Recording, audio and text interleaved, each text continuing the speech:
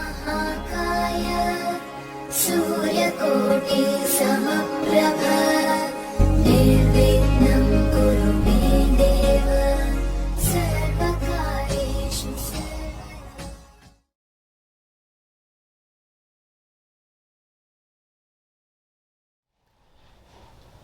मेरे बहुत ही प्रिय और बेहद सम्मानित साथियों, हृदय की असीम गहराइयों से अभिनंदन, बहुत बहुत हार्दिक स्वागत।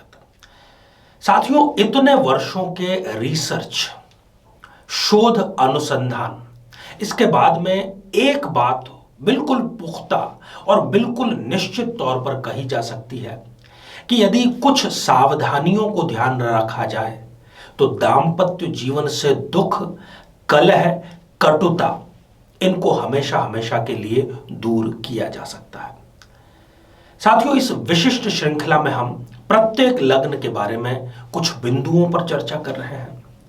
कुछ बिंदुओं का अर्थ है कि कुछ बिंदु जो कि दाम्पत्य जीवन को सुखद बनाने का कार्य कर सकते हैं, और कुछ ऐसे बिंदु जो उसी दाम्पत्य जीवन में जहर घोलने का कार्य कर सकते हैं।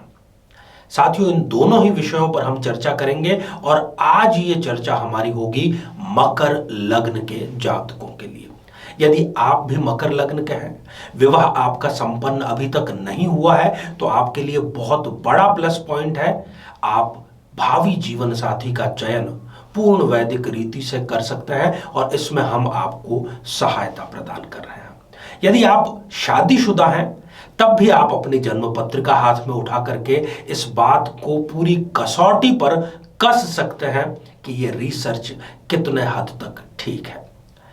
तो आइए साथियों, बिना किसी देरी किए हम जन्म पत्रिका के माध्यम से ये जानें कि कब मकर लग्न के जातक को विवाह में यदि वो सावधानियां रखता है तो उसका जीवन, दाम्पत्य जीवन नॉट आउट रहता है, और यदि जो कुछ असावधानियां वो रखे तब फिर उसको क्लीन बोल्ड होना पड़ता है, अर्थात तलाक तक की नौबत आती है। साथियों, इस पर हम चर्चा करें इससे पहले एक बेहद जरूरी सूचना कि हम हमारे प्रत्येक एपिसोड के अंत में किसी न किसी जातक के प्रश्न का उत्तर देते हैं, और ये प्रश्न हमें प्राप्त होते हैं आप लोगों के ही द्वारा यूट्यूब कमेंट के माध्यम से।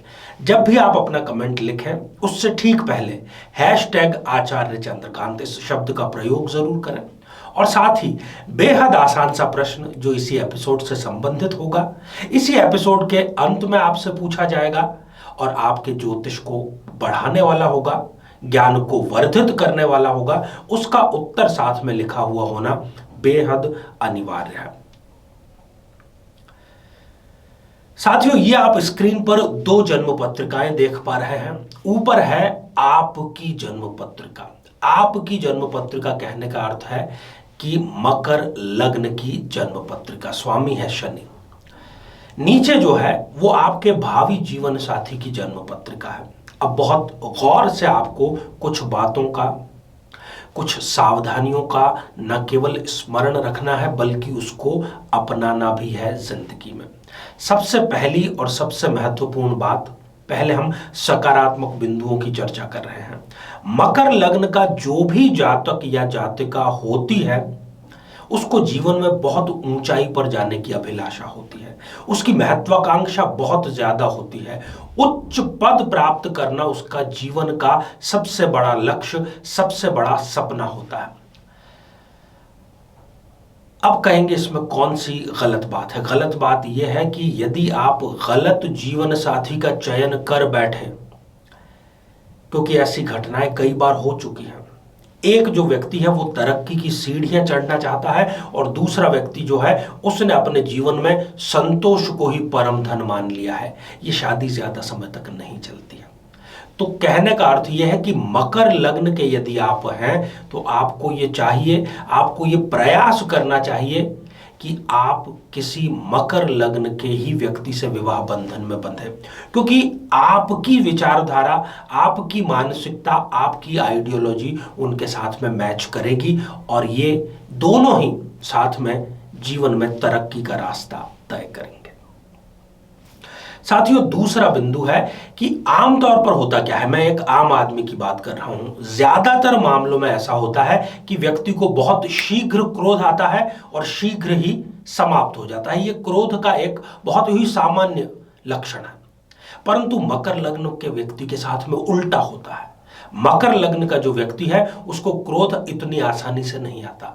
उसको क्रोध धीरे धीरे धीरे धीरे धीरे आएगा और फिर उतरेगा भी उतना ही धीरे धीरे। वो क्रोध को लंबे समय तक जब्त करके अपने जीवन में स्थापित रखता है। कई बार इनका जो क्रोध है वो वैर का रूप भी धारण कर लेता है। अब आप यदि चाहते हैं कि आप इसके शिकार ना हो, आपका जीवन साथी इसका शिकार ना हो, क्योंकि आपकी जो क्रोध की क्षमता है वो आपके जीवन साथी के लिए इस बात पर डिपेंड करती है कि उसकी सहनशीलता कितनी है। यदि इन दोनों पक्षों में तालमेल है तब तो ठीक है, नहीं तो प्रत्येक क्रोध, प्रत्येक चुप्पी दांपत्य में आपके लिए कटुता का कारण बनेगी। तो आपको अपनी जन्म पत्रिका में यह देखना है कि जिस अंक में भी आपके चंद्रमा लिखा है उसी अंक के साथ में यदि चंद्रमा भावी जीवन साथी के भी लिखा है, अर्थात इसको यदि दूसरे शब्दों में मैं कहूं तो यदि समान राशि के आप हैं तो इस क्रोध वाली समस्या का बिल्कुल अंत हो जाएगा, इसका शमन हो जाएगा। साथियों, तीसरा और सबसे महत्वपूर्ण बिंदु यह कि ससुराल पक्ष से लाभ मकर लग्न वालों को बिल्कुल नहीं मिलता है। वो चाहें कि यदि उनको किसी भी रूप में ससुराल पक्ष से कोई लाभ मिले तो उनको कदापि नहीं मिलेगा।